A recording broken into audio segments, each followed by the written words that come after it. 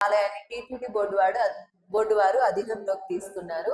వీళ్ళు తీసుకున్న తర్వాత ఇక్కడ ఉత్సవం, ఆ కళ్యాణ ఉత్సవం అనేది అంగరంగ వైభవంగా జరుగుతుంది. ఆ చుట్టుపక్కల గ్రామాలు, ఆ చుట్టుపక్కల రాష్ట్రాల వాళ్ళు కూడా ఆ కళ్యాణంలో పాల్గొనడానికి వస్తారు. ఎంతో కన్నుల విందుగా, నేత్రానందంగా ఆ ఉత్సవం అనేది జరుగుతుంది.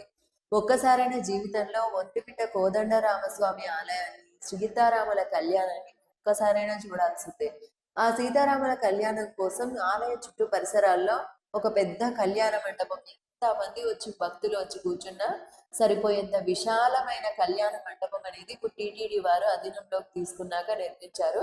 ఈ ఒంటిమిట్ట కోదండరామస్వామి ఆలయం చాలా పెద్దది. అసలు మీరు చూసిన గుళ్ళల్లో మన 2 తెలుగు రాష్ట్రాల్లో ఇంత విశాలమైన మైదానం గల గుడి మీరు ఎప్పుడు చూసి ఉండరు. గుడి ఒక ఎత్తు అయితే గుడి గుడి చుట్టూ ఒక పార్కింగ్ ప్లేస్, మళ్ళీ రామాలయానికి ఎదురుగా గుళ్ళో హనుమంతుడు లేడు, రాముడి దగ్గర రామాలయంలో హనుమంతుడు లేడు కానీ ఎదురుగా గుడి రాజగోపురం ఎదురుగా సంజీవరాయుడు అనే విగ్రహం కనిపిస్తుంది. సంజీవరాయుడు ఆలయం కనిపిస్తుంది. ఆయన ఎవరు అంటే ఆంజనేయ స్వామి ఆకారంలో ఉన్న సంజీవరాయ స్వామి ఆలయం.